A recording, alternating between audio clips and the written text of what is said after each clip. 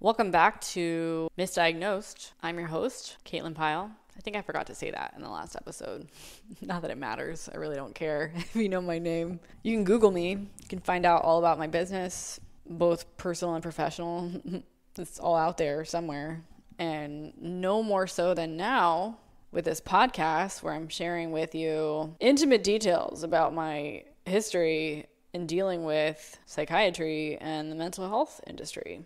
There's so much more. I've given you a lot of details in past episodes. This is episode 6, by the way, where we're talking about the disease. And I say that ironically. Don't anybody come beating down my door, protesting in my front yard. The disease of homosexuality. And obviously it's not a disease, but at one time it was considered such. It's been considered a crime. All throughout history, it's been treated as disordered behavior. It was even considered that. It was a fact at one point. So that's what we're going to be talking about today. I have friends who are gay, very, very good friends. And I don't personally believe that it's a mental illness. It's difficult. And people also believe that people choose to be gay. I don't know why somebody would choose to, in many cases, especially in the past, live on the fringes of society, making their lives extremely difficult. I don't know why anybody would choose that, but that's disordered thinking, to think that somebody would choose that, in my opinion. But basically, our entire mental health industry has been propped up by people of questionable authority telling us what the facts are, right? But the problem is they're not facts. They're being presented as facts, and we're expected to just sweep under the rug the non-existence of any evidence that proves what they're telling us is a fact. And because they're an authoritative association, like the American Psychiatric Association, there's really no checks and balances in place for an association like this. That's why they're able to self-publish. They have their own publishing company. We went over that in episode 4. And the top 6 most alarming facts about the DSM, they self-publish. There's no review of the information except by the association itself. So it's like a self-authoritative, like we're saying this is the way it is because we said so, and that's the way it is because we said so. It's just very cyclical. It's a sick cycle is what it is. And it exists in a vacuum, or it's created in a vacuum, I should say.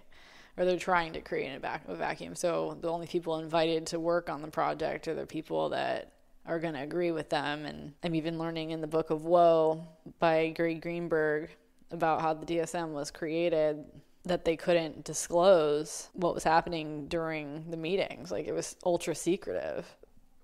Of course, people talked about it anyway, and books are written about it, obviously. But there's a reason why they didn't want people talking about it. Because they don't want it to be public knowledge that there's no actual research or evidence that any of this crap exists. It's better to keep us in the dark, because if we're confused, then it's easier to scare us with the information. And if we're scared, we're easier to control. So homosexuality, we're talking about this in connection with Drapetomania, not because it's the same thing. Obviously it's not, but it's another example of a cautionary tale from history that, in my opinion, proves that psychiatry as an industry cannot be trusted. And who are we to think that these are just isolated events or innocent mistakes that happened just once and, things like that don't happen anymore? That's ignorance.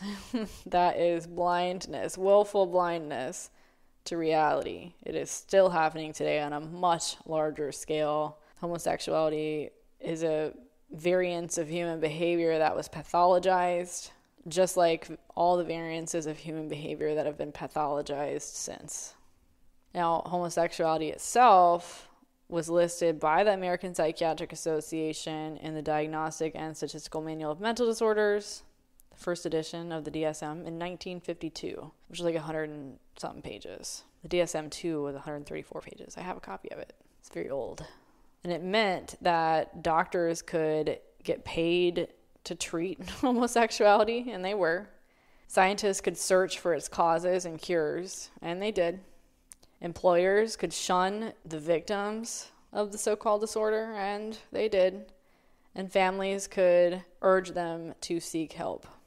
And it's an example in recent history that, again, belief is powerful. Because people believed that homosexuality was an illness, and because of anti-sodomy laws, it was also a crime in many places, a lot of really bad stuff happened to people. They lived in fear and shame, which is horrible. I spent 2 years living in shame. It was terrible.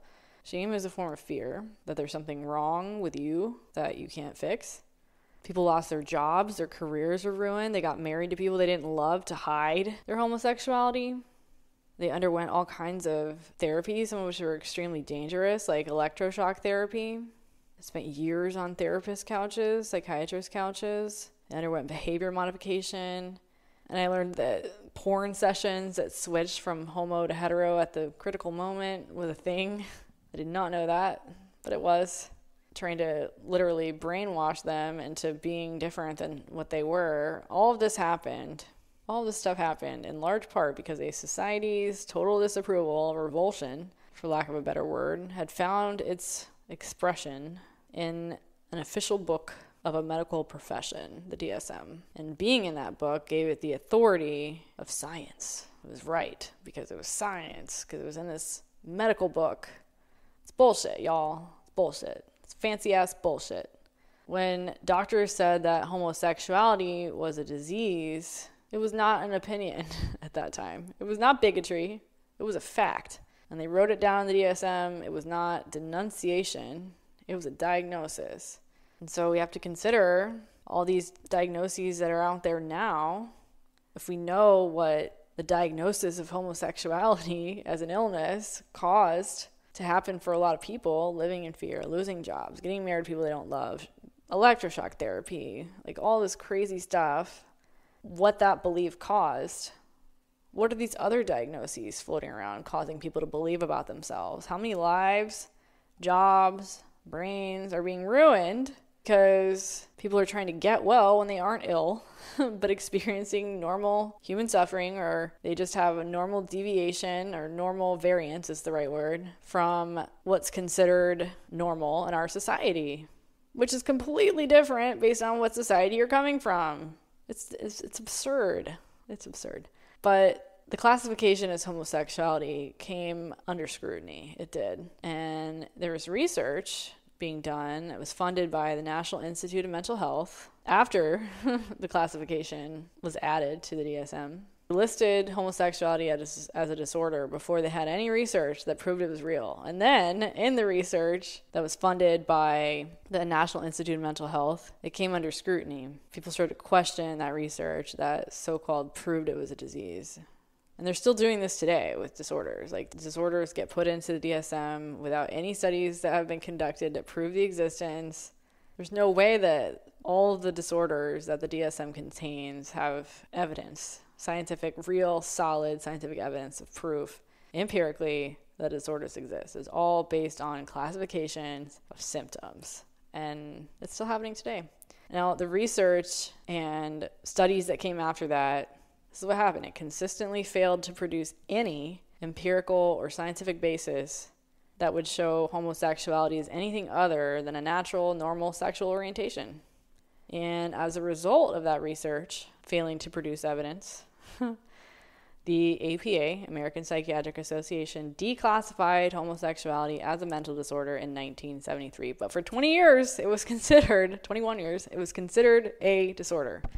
Other associations, including the American Psychological Association, had classified it as a disorder as well. So they were following the lead of the American Psychiatric Association, which I feel like that was what they wanted. They wanted to be that authority. In 1975, they took it out. And then in 1993, it took them a while, the National Association of Social Workers adopted the same position, recognizing the scientific evidence that there is no evidence that homosexuality is anything more than normal variation of human sexuality. The World Health Organization, which had listed homosexuality in the ICD-9 in 1977, so after the APA took it out, the World Health Organization put it in. They removed it from the ICD-10 in 1990. They're a little slow. This is crazy. We're not going to get into the research that was done or anything. I didn't dig into that in my research. In fact, I put this in as like an addition to the Drapetomania episode. Then as I was recording the Drapetomania episode, I was like, this is long, and I think I want to stop it here and talk about homosexuality as a tailwind to Drapetomania to draw the parallel between, whoa guys, people were making stuff up back in 1851. I mean, you can even go back further, the Salem witch trials, people were getting burned at the stake because they thought they were witches. That's it's similar. It's very, very similar, shockingly similar. These beliefs form other beliefs. Our beliefs in psychiatrists form our beliefs in the existence of mental illness.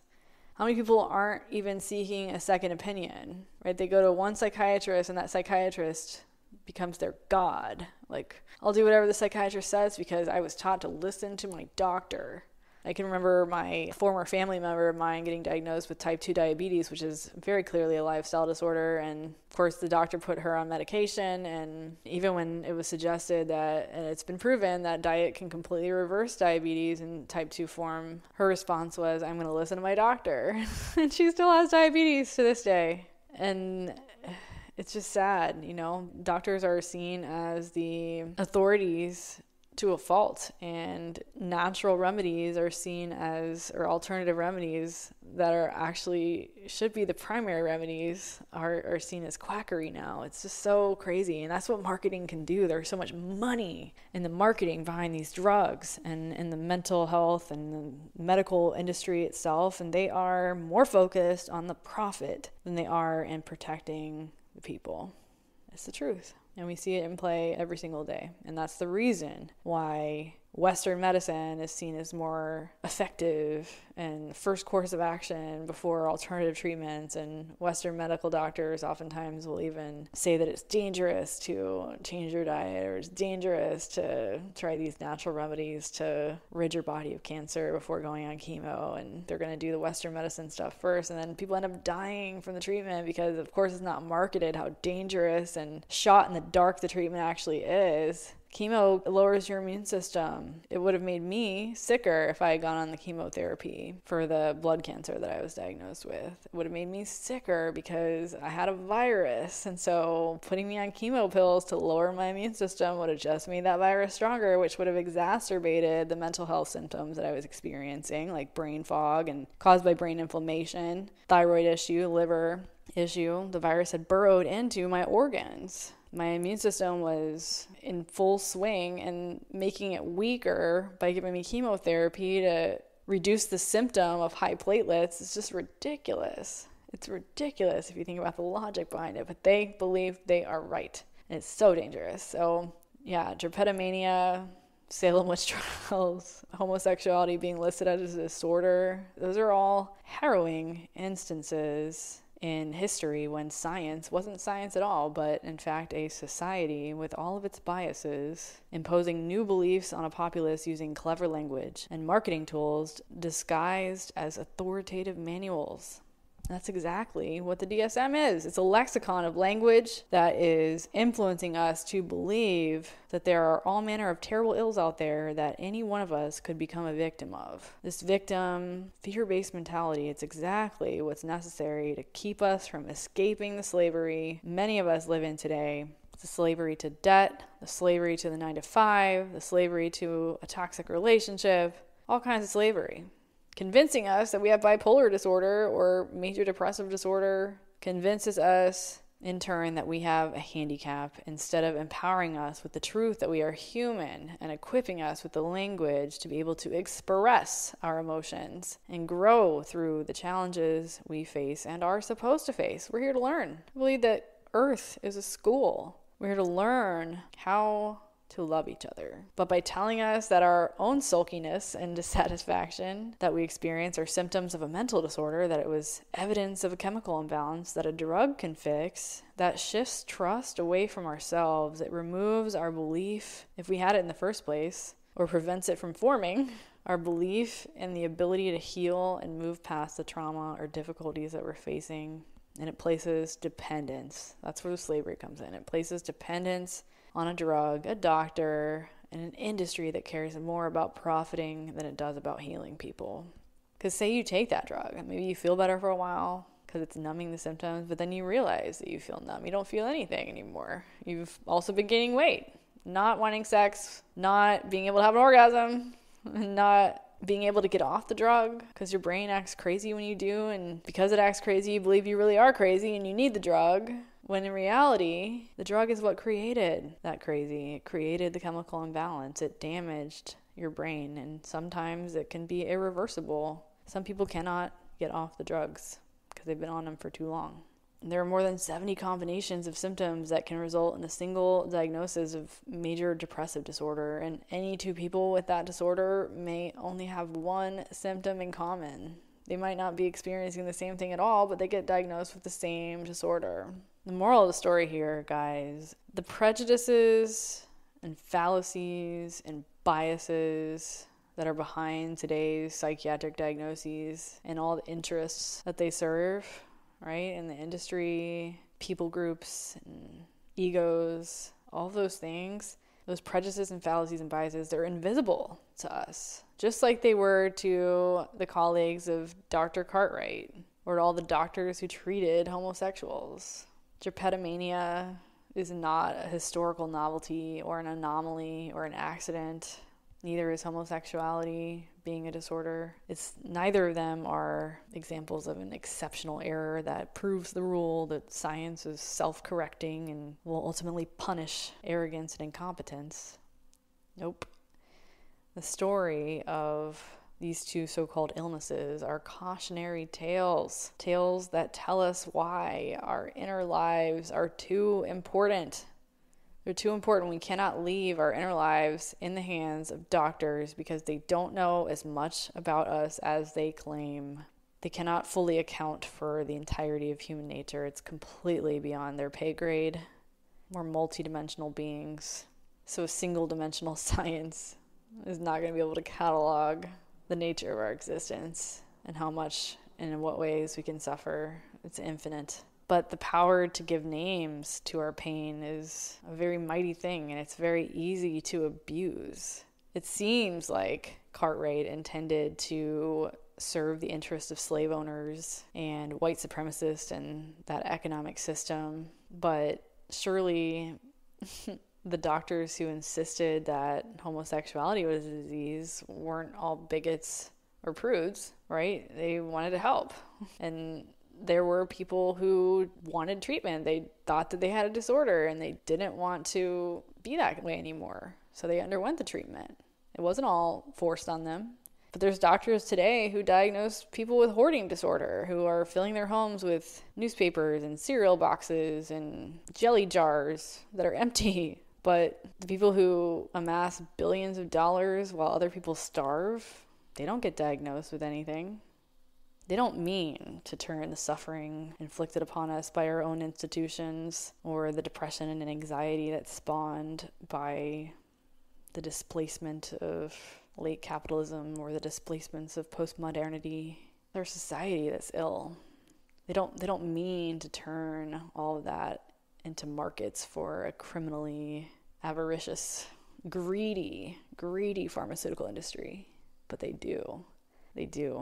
They're turning it all into marketable industry. It's been said, and I can't remember who says this. Maybe you do and you want to shoot me an email or I can Google it. But it's a very powerful quote. It's no measure of good health to be well adjusted in a sick society. And so I think that the people who are undergoing the most suffering, the people who have been diagnosed as mentally ill, the people who have been locked up in mental hospitals, those are the ones that are starting to get it. And I knew, even before I was put in the mental hospital for the first time, that I was undergoing something very, very significant in my life. It was a spiritual awakening. And there's a reason why people who are diagnosed with these mental illnesses sometimes have very spiritual things to say, and they have encounters with God. And of course, in our 3D, like, anti-spiritual pro-psychiatry, which is supposed to be soul healing, right? There's a reason why that's pathologized and rejected, because it's beyond what the very rudimentary 3D explanations within modern day society can explain. All of it's beyond what the science textbooks can explain. And I have a whole table full of books, old psychiatry textbooks, and of course old editions of the DSM. And in future episodes, we're going to be looking at the descriptions of bipolar disorder and depression, anxiety, and examine how those disorders, the language ascribed to those disorders, has evolved with time. And if you've seen Mad Men, the show Mad Men, it's about an advertising agency, and kind of get to see the process behind coming up with advertising. And it's almost as if as psychiatry has evolved, so has marketing, right? The concept of advertising and how words and images and music and all of those things can influence people. You can see how that exact same thing has happened within mental health and pharmaceutical drug industries and the disorders themselves. As I said in the last episode, GlaxoSmithKline didn't market antidepressants. They marketed generalized anxiety disorder, and they marketed it as an epidemic. A lot of people have this, and it's true, a lot of people suffer with anxiety, but it doesn't mean they have a disorder that they need a drug for. The word antidepressant itself is false advertising. It's marketing, because people find themselves depressed and they think, oh, well, I need an antidepressant that's going to make me not depressed, and it doesn't. People who have taking these drugs are not happy people most of the time. I know people who take antidepressants, and I wouldn't describe them as feeling joyful or feeling anything in some cases. So as the industry of psychiatry and mental health evolved, so has the industry of marketing, and as such, more people have been influenced by that marketing to believe that they have a mental disorder. More and more people are taking drugs. More and more people are getting sick, and more money is being made by the drug companies, but fewer people are getting better. And that's where the purpose of this podcast comes in. I'm speaking to you guys and sharing the amount of information that I'm sharing about my personal history and about my own areas of expertise in the advertising and marketing industries, so you can see, not the way I see. It's not, the goal is to not make you think everything that I think. It's to make you think the way you think, and realize, hey, the reason I think I'm ill is because I listened to what somebody else thought. What if I listen to what I'm saying to myself and ask myself why I'm thinking that? Ask myself why I'm depressed. Why am I anxious? What's in my life that is preventing me from moving forward? And can I make changes? And if I can't make changes, why can't I make changes? Do I just think I can't make changes, or can I actually not make changes? It's an exercise in thinking about what you're thinking about. But we'll wrap this up. This is episode 6. It was part 2 of historical proof that psychiatry is poppycock, which at one point I'm pretty sure poppycock was a synonym for bullshit.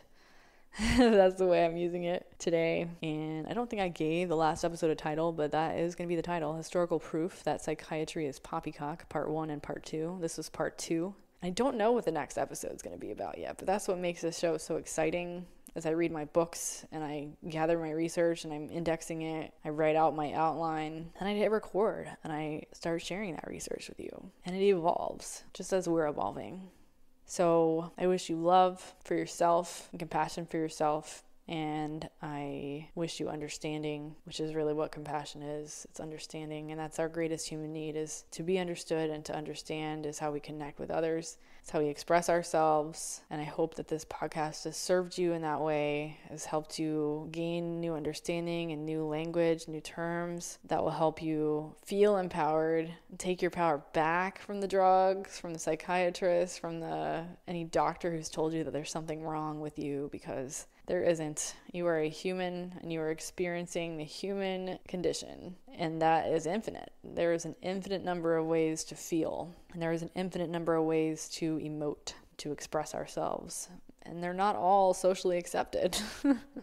And in many cases, people have done it in a way that hurts other people, and that sucks. And there is evil in the world. And there's also a lot of good. And there's a lot more evil than I think people realize, though. And it's a mistake to think that things like drapetomania and homosexuality being pathologized, those things just happened in the past, right? That they're not happening now. You know, we're smarter now, and the doctors are better, and we've discovered, and there's all this research. No. there actually hasn't been very much research at all. And the research that has been done has been funded by the drug companies to support the efficacy of the drugs and suppressing the symptoms of something that's not physical, it's emotional and spiritual.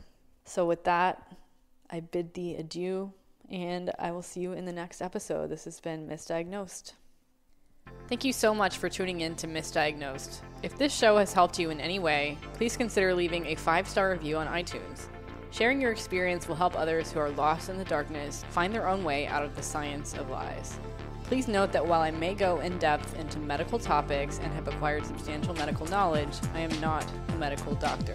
I'm a researcher. I'm a messenger of hope for other survivors of industrialized psychiatry. Because of how toxic psychiatric drugs are, it can be extremely dangerous, even life-threatening, to suddenly stop taking certain drugs. This is especially true for antidepressants, antipsychotics, and benzodiazepines. The longer you've taken the drug, the more dangerous withdrawal can be. If you want to heal your brain and soul naturally, the way it was designed to do, please seek the help of a compassionate and patient-centered physician to start the process of withdrawing from them as safely as possible.